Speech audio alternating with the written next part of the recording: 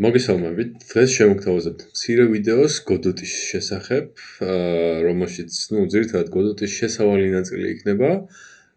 განვიხილოთ რა არის Godot-ი, როგორ გადმოწეროთ, Godot-ის შიდა სივრცეს ავხსნით და ძირითად კონცეფციებს, როგორიც არის სცენები, მათი სისტემა, ნოუდები, სიგნალები და ასე შემდეგ. პირველ რიგში, რა თქმა უნდა, დაგჭირდება, რომ გადმოწეროთ Godot-ი, ამისათვის უბრალოდ შეგიძლიათ, რომ Google-ში Godot-ი ჩაწეროთ, პირველივე ლინკი იქნება, სადაც გადმოწერთ Godot Engines. მეორე ნაწილი არ გჭირდება, მხოლოდ პირველი. დაიწყება გადმოწერა. ცოტა ხანი ჭირდება, იმიტომ რომ სულ რაღაც 80 მეგაბაიტია და ერთ-ერთი კარგი რამე, რაც Godot-ს გააჩნია არის, რომ არის ძალიან lightweight-ი, ანუ მცირე არის ზომაში და შედარებით სწრაფიც არის, აი მაგალითად Unreal Engine-თან ან Unity-სთან მიმართებაში თუ განვიხილავთ, ან zip-ი შეგვიძლია რომ გავუკეთოთ, extract all, extract და საბოლოო ჯამში მივიღებთ აი ასეთ ორ ცალ ფაილს, სადაც შეგვიძლია რომ ეს პირველი გავხსნათ და დავიწყოთ მუშაობა Godot-ზე. აქ ტუტორიალი უკვე მაქვს, მაგრამ ხო, პირველი ვიდეო ჩავწერე, მაგრამ ცოტა კრახით დამთავრდა, იმიტომ რომ აუდიო არ იყო. კარგი, ასე გამოიყურება ზოგადად, სანამ პროექტში შევალთ უშუალოდ, იმპორტი მხოლოდ და მხოლოდ აქ ჩამონათვალი არის იმ პროექტებისა, რომლებიც აქამდე მაქვს შექმნილი. იმპორტი მხოლოდ და მხოლოდ მაშინ გჭირდება რეალურად, როდესაც უკვე არსებული პროექტის გაგრძელება გჭირდება. სხვა შემთხვევაში შეგვიძლია უბრალოდ create დავაწვეთ. აქ მოდი დავაწერთ YouTube tutorial part 1. ასე იყოს. ეს არის სად აღმოჩნდება ეს ჩვენი ფაილი საბოლოო ჯამში და აქ რენდერია, რომელსაც საკმაოდ დიდი მნიშვნელობა აქვს საბოლოო ჯამში. გვაქვს სამი ცალი, forward-ი, mobile და compatibility. Forward-ი ვირჩევთ ხოლმე უმრავლეს შემთხვევაში იქიდან გამომდინარე, რომ ეს ამას აქვს support-ი ყველაზე საბოლოო update-ებისა, გვაქვს ასევე მობილური ვერსიისთვის და გვაქვს ასევე compatibility, რომელიც გამოიყენება ძველი სისტემებისთვის, აი მაგალითად თუ თქვენი კომპიუტერი ცოტა low-end არის და ცოტა ძველია, მაგ შემთხვევაში შეგიძლიათ compatibility გამოიყენოთ.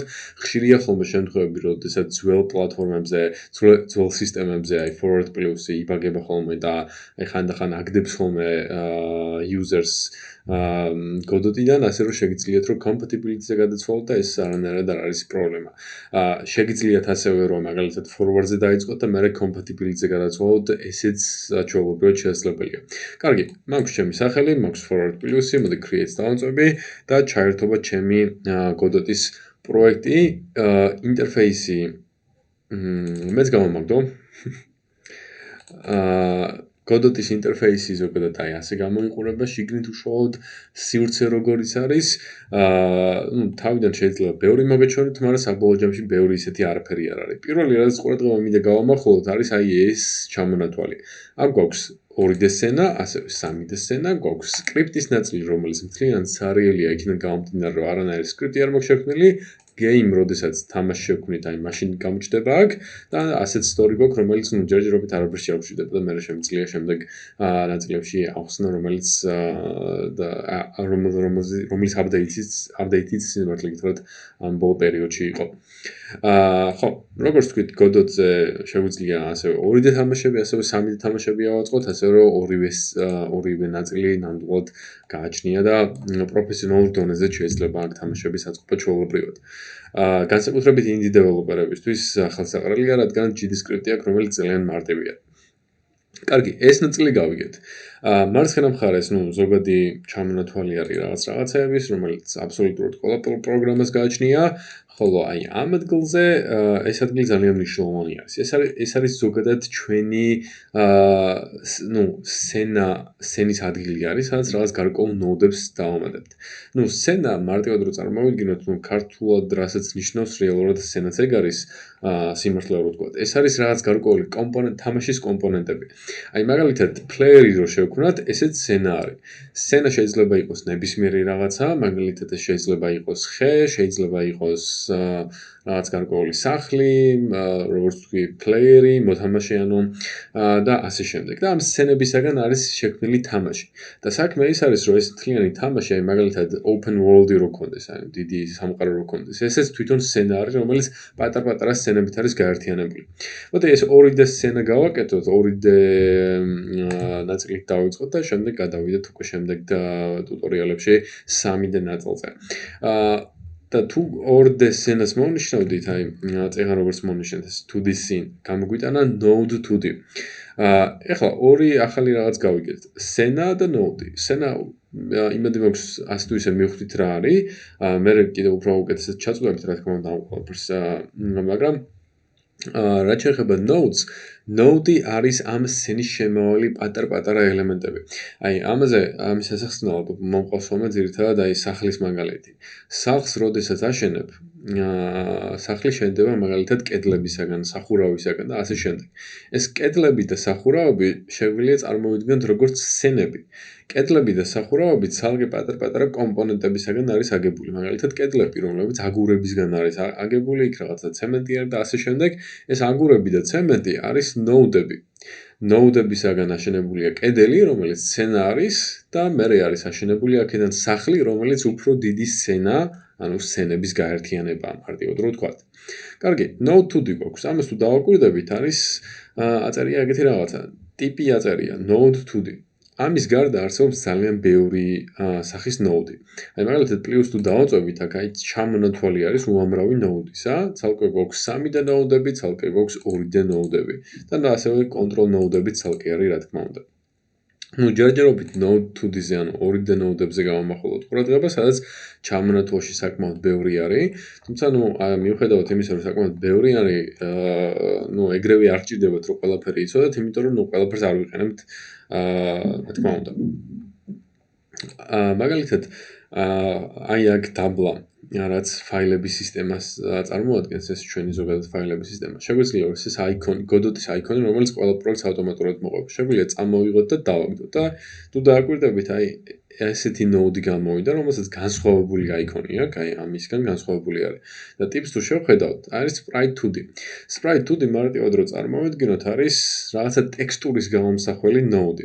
აი node 2D-ს აი ეგ ტექსტურის ნაწილი არ ქონდა, თუმცა აი აიკონს აქვს. და შემიძლია მაგალითად ეს ტექსტურა გავაქრო და აი ამის მაგალითად ნებისმიერი ფოტო ჩავსვა, მაგრამ ამ შემთხვევაში ერთადერთი SVG მაქვს, ფოტო მაქვს, რომელიც შემიძლია ამაში ჩავაგდო და აი ასეთი რაღაცა გამოვა. აქ ჩამონათვალში საკმაოდ ბევრი რაღაცა არის, მაგრამ მოდი სანამ ამას განვიხილავ, მოდი ფაილების სისტემას შევეხები აქ. ფაილების სისტემა ასე გამოიყურება. ეს არის, ნუ ერთი აიკონი არის ჩაგდებული. თუმცა რა თქმა უნდა, ახლა აქ მიჩვენებს მხოლოდ და მხოლოდ იმ რაღაცებს, რომლებიც მე მჭირდება რომ გამოვიყენო. და ისეთ რაღაცებს არა, რაც შეიძლება დაიგნორდეს. აი მაგალითად ჩვენ რომ გადავიდეთ ეხლა დოკუმენტებში ჩავაგდე ეს, ხო? ეს იყო YouTube tutorial part 1. აი ასე გამოიყურება ზოგადად ეს ფაილი. აი ამ მაგალითად აქ რაღაც გარკვეული ფოლდერი შევქმნა და აი ამ ფოლდერს მაგალითად დავარქვა scenes. Scenes რო დავარქვა ამ ჩემს ადგილზეც აი ეს scenes შეიქმნება და აქ რაღაც გარკვეული ელემენტები, ფაილებისა და თუნდაც ფოლდერები ჩაგდება შემიძლია საბოლოო ჯამში. აი ჩვენი აიკონიც აქ არის და ყოველთვის გირჩევთ ხოლმე ზოგადად რომ აი აქედან გააკეთოთ ხოლმე ეს ფოლდერები, რადგანაც Godot-ი მერე ავტომატურად რაღაც გამორთვა და ჩართვა აღარ დაჭირდებათ ამ Godot-ის. კარგი ბატონო. იმედი ეს ნოუდები გავიგეთ. შეგვიძლია მაგალითად რომ კიდევ ერთი sprite 2D დავამატოთ აქ. ან პლუს ღილაკით add child node. ზოგადად ყოველთვის შეეცადეთ ხოლმე რომ ეს საწყისი რომელიც არის აი ეგ მონიშნოთ. sprite 2D დავამატოთ, texture file-ში შემიძლია რომ ეს ჩემი აიკონი ჩავაგდო და აი მეორე ასეთი მაქვს საბოლოო ჯამში. ეხლა თუ დავაკვირდებით აქ ერთი რაღაცა არის. აი node 2D-ს როგორც გითხარით არა აქვს. თუმცა აი sprite 2D-ს აი ეს გააჩნია და პლუს node 2D-ს რაც გააჩნია ეგ არის. ამას ქვია inheritance, ანუ ერთი მეორისგან რაღაც გარკვეულ ელემენტებს იღებს. ამ შემთხვევაში ეს ყველაფერი როგორ ხდება? Node 2D ანუ ხა ამათ შორის არანაირი კავშირი არ არის, უბრალოდ როგორ არის ეს ფაილების სისტემა აგებული, node-ების სისტემა აგებული, მაგას გიხსნით საბოლოო ჯამში. აი Sprite 2D Node 2D-საგან აი მაგალითად ამ transfer elements იღებს. Canvas item-ებიდან აი ამ კონკრეტულ რაღაცებს იღებს და მე node-დან აი ამ კონკრეტულ რაღაცებს იღებს. აი თვითონ Node 2D თვითონ ეს ტრანსფორმი, მე canvas item-ებიდან რაღაც ამას იღებს და მე node-დან აი ამ კონკრეტულ რაღაცებს იღებს. ანუ მარტივად რო წარმოვიდგინოთ, აი ეს transform-ი, visibility და ეს process და ასე შემდეგ რაღაცები, ეს ძირითადად ყველაფერს გააჩნია. თუმცა აი მაგალითად nodes ეს transform-ი არ გააჩნია. რა თქმა უნდა. კარგი ბატონო. შეგვიძლია შემდეგ ნაწილს გადავიდეთ. კონკრეტულად ახლა ამ ჩვენს icons მოვნიშნავ და რაღაც გარკვეულ ინსპექტორს შევხედო. აი ინსპექტორი ეს არის. აი აქედან რაღაც გარკვეული ოპშენები მაქვს, რომლებიც შემიძლია გამოვიყენო. საკმაოდ ბევრი არის, ყველა არ გვჭირდება, რა თქმა უნდა. ну, ჯერჯერობით არ გვჭირდება. მოდი offset-ი ჩამოვშალოთ და offset-ში რაღაცები გავაკეთოთ. აი მაგალითად, პირველი არის offset-ი. Offset-ი ნიშნავს ცენტრიდან გადახრას მარტივად რო ვთქვათ. აი მაგალითად 100 რო დავწერო აქ, აი თუ დავაკვირდებით, აი ეს წერა შუაში იყო, მაგრამ აქ 100 რო გახდა, გვერდზე გადმოვიდა. ეს ზოგადად, აი მაგალითად მარტივად რო ვნახოთ ამის დემონსტრაცია, აი შემიძლია transform-ში გადავიდე და აი rotation-ში აი ეს დავატრიალო მაგალითად ასე და აი კონკრეტულად აი ამ წერტილიდან ამ წერტილის გარშემო ტრიალებს ეს ჩვენი რაღაც გარკვეული კოდოთის აიკონი. ეს რო ცენტრში დამებრუნებინა, ნახეთ, აი ცენტრის გარშემო იტრიალებ და აი ამ გარკვეულ მოძრაობას გააკეთებდა. კონკრეტულად აი flip h შემდეგ გადავიდეთ შემდეგზე. flip h-ი რა შევა? აი ეს რო ჩავართო მაგალითად, ну ჯერჯერობით ვერაფერს ვერ დავინახავთ, იმიტომ რომ ეს ჰორიზონტალურ აქსისზე გადახრას აკეთებს, მაგრამ აი flip v რო გავაკეთო, აი დავინახოთ მარტივად, რომ აი ეგეთი რაღაცა გააკეთა. ეს ესენი ხშირად დაგვჭირდება ხოლმე საბოლოო ჯამში, მაშინ როდესაც უშუალოდ აი მაგალითად პლეიერის მოძრაობაზე გადავალთ და მარჯვენა აი მოძრაობას, ну ანიმაციებზე როდესაც გადავალთ მოკლედ. კარგი, offset-ი არ გვჭირდება, animations-ზე და regions-ზე ცოტა ხანი გადავახტები, იმიტომ რომ შედარებით კომპლექსურია და დაგაბნევთ. რაც შეეხება transform-ში, აი transform-ში მაგალითად აი პოზიციას რო შევხედოთ, აი აქედან შემიძლია პოზიციის გადაადგილება. რა თქმა უნდა, აქედანაც შემიძლია თუ დააკვირდებით, ესეც ავტომატურად მაგის მიხედვით იცვლება, რაც გარკვეულ ცვლილებას აკეთებს. როტაცია ეს არის, scale-ი შემიძლია მაგალითად 3-მდე გავზარდო და ასე ძალიან დიდი იქნება. შემიძლია დავაბრუნო ეს. აი ამას თუ unlocks გავუკეთებ, ანუ აღარ იქნება, შემიძლია რომ ესენი ცალ-ცალკე გავზარდო. ეს იყოს 3, ეს იყოს მაგალითად 5 და ბევრად უფრო განსხვავებული იქნება. თუმცა ну ისევ დავაბრუნებ მოდი თავის ადგილზე, skew-ას რაღაცა შეება, რომელიც რაღაც გარკვეულ გადახრას აკეთებს ამ ჩვენს უკეთებს ამ ჩვენს კოდოთის icons. კიდევ ორს გავივლი, ერთი არის visibility, სადაც აი ორი ოპშენი გვაქვს. ერთი არის visible, რომელიც გამოჩენას ნიშნავს და თუ დააკვირდებით, ნახეთ, აი აქედანაც შეგვიძლია მაგის გაკეთება საბოლოო ჯამში. აი აქედანაც შეიძლება ამის გაკეთება. და ერთ-ერთი არის modulate. Modulate ნიშნავს, რომ რაღაც გარკვეული ფერის შეცვლა შეგვიძლია. მაგალითად, აქ შეგვიძლია ჩავწეროთ red და აი ამის რაღაც გარკვეული ფერი შეეცვლება, თუმცა რა თქმა უნდა, აი აქედანაც შეგვიძლია მოვძებნოთ ის სასურველი ფერი, რომელიც ჩვენ გვინდა, ხო? კაცი. მოდი იყოს ეს ფერი. ეს პრობლემა არ არის. აქ კარგი იქნება თუ რაღაცებს აუგრევთ. რაღაცები გააბუჭეთ, რაღაცები შეცვალეთ, საბოლოო ჯამში ინსპექტორში რეები ხდება, ამით ერთადერთი ქექვით და რაღაცების შეცვლით შეძლებთ, რომ დაიმახსოვროთ კონკრეტულად რა არის. და ნუ დანარჩენს მოდი არ შევეხებ, იმიტომ რომ შედარებით უფრო დიდ დროს წაიღებს და ამას შემდეგ გაკვეთილებზე კონკრეტულად თამაშების შექმნის დროს განვიხილავთ. კარგი, მოდი ახლა ეს ჩვენი სცენა დავასეივოთ, Ctrl S დავაწვევი, ამ სცენებში შევალ და სცენებში ჩავარდებ. და აი თუ შევამოწმებთ ამ სცენებს, აი Node 2D წერტილი TSCN იქნება. ეს TSCN ნიშნავს, რომ texture scene არის, ხო? ეხლა აი ამ ნაწილს დავაკვირდეთ. აი ამ ნაწილში მე თუ მაგალითად აი ამას ჩავხურო, ეს არ ნიშნავს იმას, რომ ეს წაიშალა. ნახეთ, თუ დავაკვირდებით, ეს კიდევ აქ არის. ეს როგორც ტაბი იგივე ფუნქციას ასრულებს საბოლოო ჯამში. შემიძლია ამას ურჩევ დავაწვევ და ისევ გამოვა ეს. მოდი ახალი სცენა დავამატოთ ახლა. ეს ახალი სცენა იყოს ისევ 2D სცენა. სადაც მექნება ხო, კონტროლი და Alt-ი არის მაგალითად აი ამის შორტკატი, რომ პირდაპირ დავამატო რაღაც child. ესეც მოდი sprite-udi იყოს. მოდი აქაც ტექსტურას ჩავავდებ ამ კონკრეტულ ადგილზე, visibility-ში გადავალ და ფერს შევცვლი და მოდი ეს იყოს black. Clean შავი იყოს. ამასაც დავასეივებ და მოდი ამას players დავაწერებ. Player.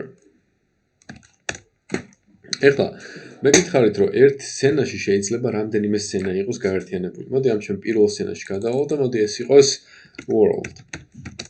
World იყოს. სადაც მე მჭირდება რომ ის შავი რაღაცა ეს ჩემ player-ის დავამატო აქ. როგორ ხდება ეს ყველაფერი? თუ აი ამას დავაწვევით, რაც ნიშნავს იმას, რომ instantiate child-ին, ანუ რაღაც გარკვეული სცენა დაამატე. შემიძლია მაგას დავაწვევ და player-ი მონიშნო და აი ავტომატურად დაემატება აი ამ ადგილზე.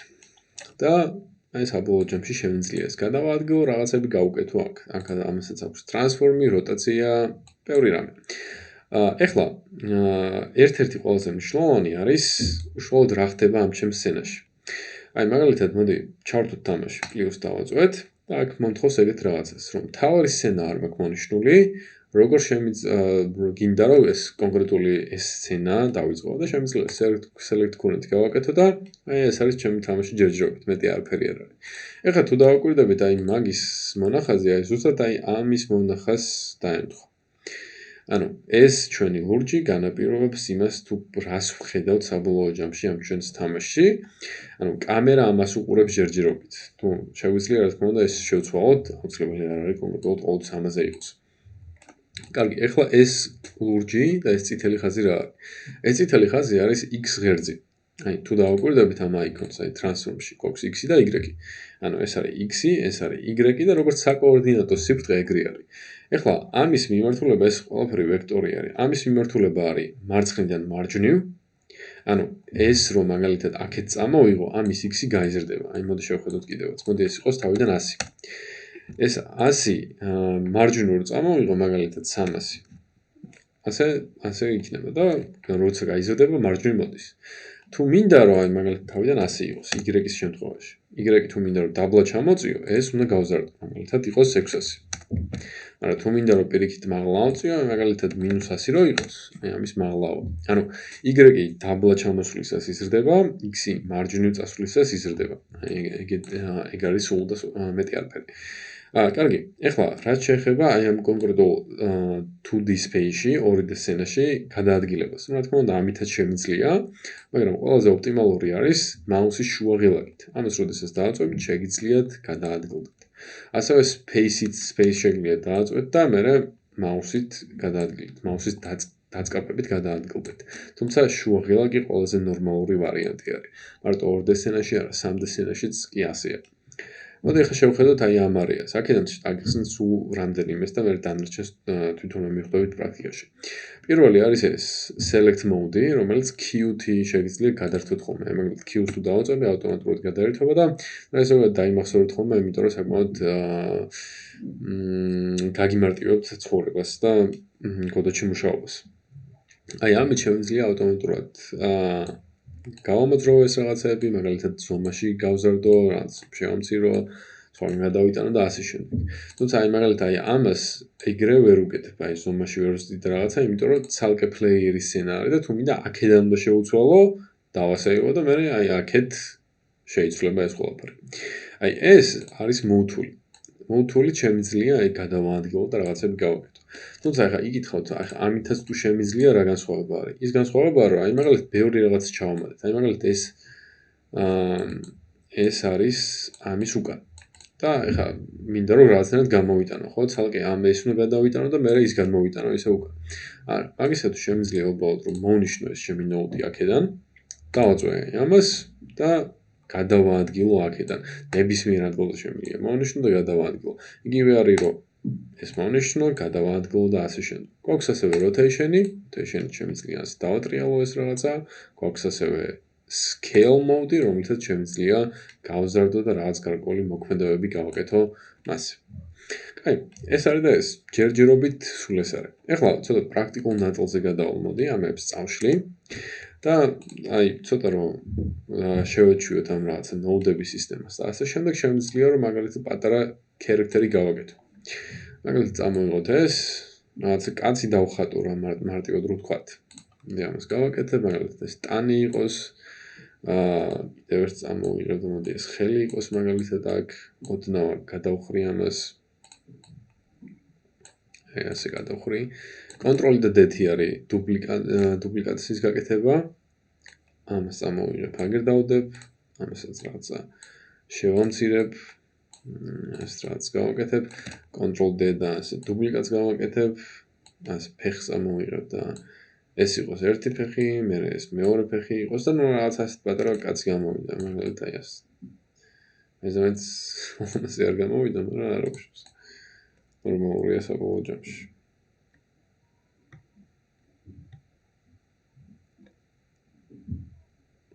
აი ეგეთი რაღაც გავაკეთეთ საბოლოო ჯამში. შემიძლია ასევე რომ აი მაგალითად ყველა მოვნიშნო და მაგალითად აი ამის ზომა ერთიანად შევცვალო, თუმცა ხო, მეც კარგი არ იქნება. თუმცა შემიძლია ცოტა მაღლა ამიტანო და თამაშს როდესაც ჩავდო, ცოტა მოჭრილი იქნება, მაგრამ არა უშავს. მოდი არ იყოს ეგრე ძალიან მოჭრილი, მოდი ეგეთ რაღაც გავაკეთებ. ამას ცოტა გადავაადგილებ, ასე. ამათაც მოდი ზემოთ ავიდან, მოდი ცოტაზე. ჩვენს ხელებსაც ცოტა მივატყუპებ. ეს. ამათაც მოდი დავაპატარავებ, ასე მოდი ამებს წავშლი.